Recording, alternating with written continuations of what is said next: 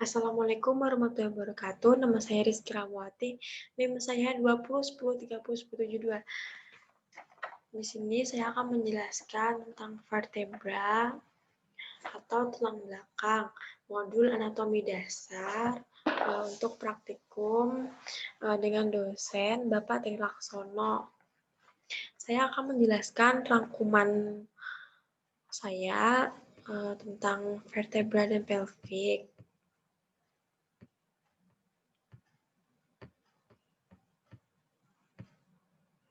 Nah,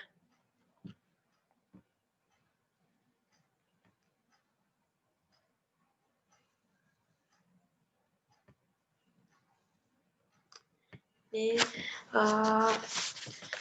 tulang vertebra atau tulang belakang itu terdiri dari 33 tulang. 24 tulangnya itu saling bersendi untuk membentuk kolumna vertebralis fleksibel atau untuk bergerak. Kemudian ini tulang servikal. Tulang servikal atau tulang leher itu terdiri dari 7 tulang. Kemudian tulang torakal atau tulang punggung itu terdiri dari 12 tulang. Kemudian tulang lumbal atau tulang pinggang itu itu ada 5 tulang tersusun. Kemudian ada tulang sakrum. Tulang sakrum ini terdiri dari 3 sampai 5 tulang menjadi satu persatuan gitu. Kemudian yang paling bawah ini dinamakan dengan soschik atau tulang ekor.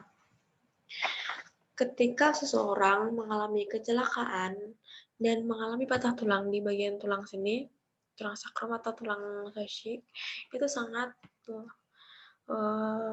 lebih berbahaya gitu ya, lebih fatal karena bisa mengakibatkan kelumpuhan untuk gerak ekstremitas bawah.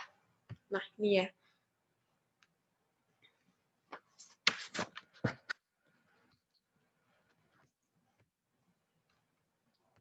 Nah, untuk ini struktur tulangnya ada korpus itu ini ya.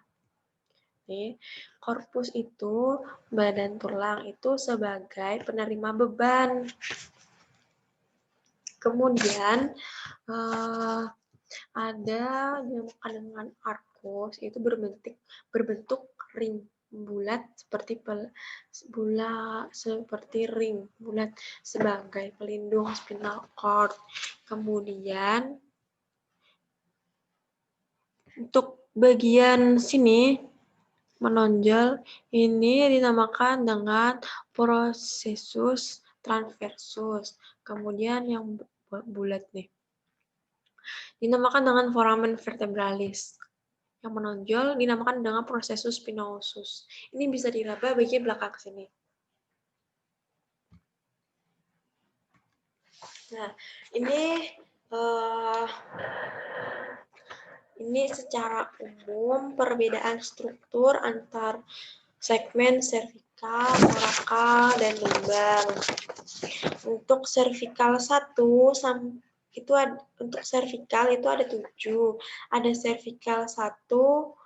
Servikal 1 itu mengapa lebih besar daripada servikal 4? Dikarenakan servikal 1 itu sebagai penghubung antara tulang tengkorak kepala atau bagian occipital dengan servikal.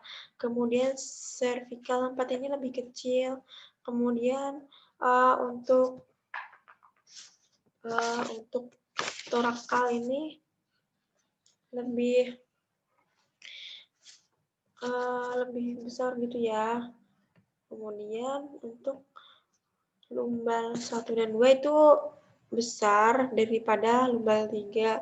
Kemudian ada sakrum. Sakrum ini terdiri dari 3 sampai 5 tulang menjadi 1. Nah, ini contohnya. Nah, ini gambarnya ya. Ini 3 sampai 5 tulang. Ini nampak samping dan ini nampak atas. Nah, di vertebra itu ya, ada ligamen sebagai penguat kolumna vertebra. Ini bagian ini dinamakan dengan anterior longitudinal ligamen. Dan ini posterior longitudinal ligamen.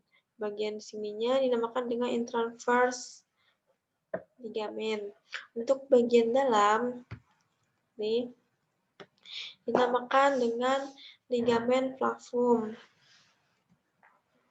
Kemudian, untuk bagian samping dinamakan dengan fasciate capsulari ligamen. Ini dinamakan dengan interspinous ligamen dan ini supraspinous ligamen.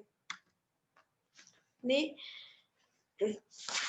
bagian tulang ya.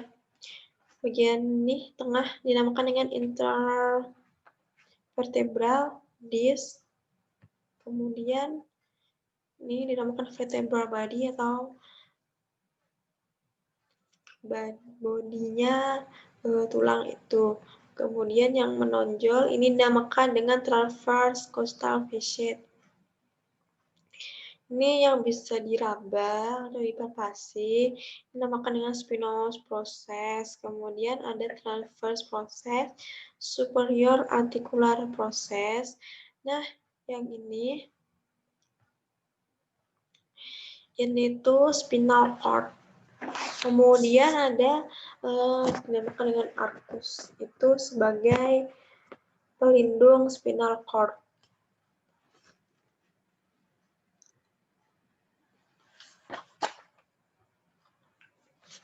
Nah, untuk otot-otot sekitar vertebra itu bagian belakangnya ada dip. Dip kan ya. Dip itu tidak bisa diraba karena tertutup oleh otot-otot superficial.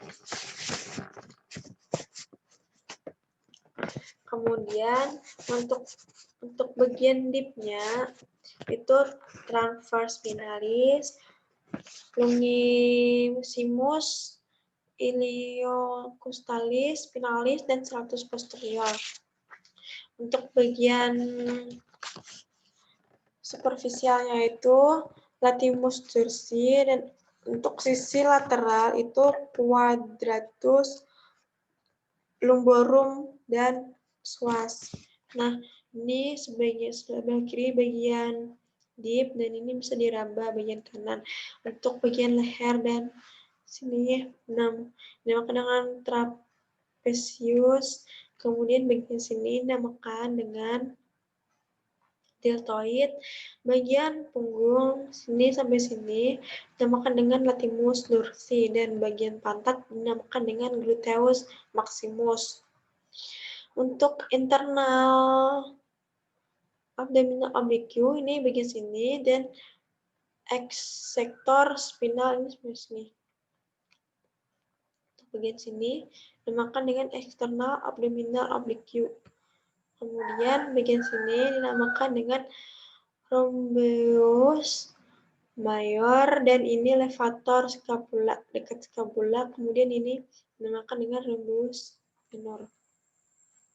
Nah, untuk otot perutnya ini terbagi menjadi 4, ada rectus abdominis, transversus abdominis, ini obliquus internus, dan obliquus externus. Untuk bagian ini yang besar ototnya ini dinamakan dengan rectus abdominis. Bagian sini dinamakan dengan obliquus internus dan ini obliquus externus. Ini penyakit yang tentang vertebra ya, dinamakan dengan skoliosis. Skoliosis itu biasanya ya sering terjadi selama percepatan pertumbuhan sebelum datangnya masa pubertas. Nah, untuk skoliosis ini biasanya nih tulangnya itu melengkung. Kemudian yang kalau misalnya orangnya normal, itu tulangnya postur tubuhnya lurus. Kalau dia mengalami skoliosis, itu bahunya lebih tinggi sebelah seperti orang menompang beban yang berat sebelah. Tuh kayak gini loh. Nah, kayak gini ini mengalami skoliosis. Nih, untuk perubahan kurva tulang belakangnya, ini orang normal, ini skoliosis. Nah, ini untuk lordosis. Lordosis itu tulangnya cenderung condong ke depan, dan biasanya ya orang itu terlihat kayak, kenapa sih orang itu kok pantatnya ditonjol-tonjolin gitu.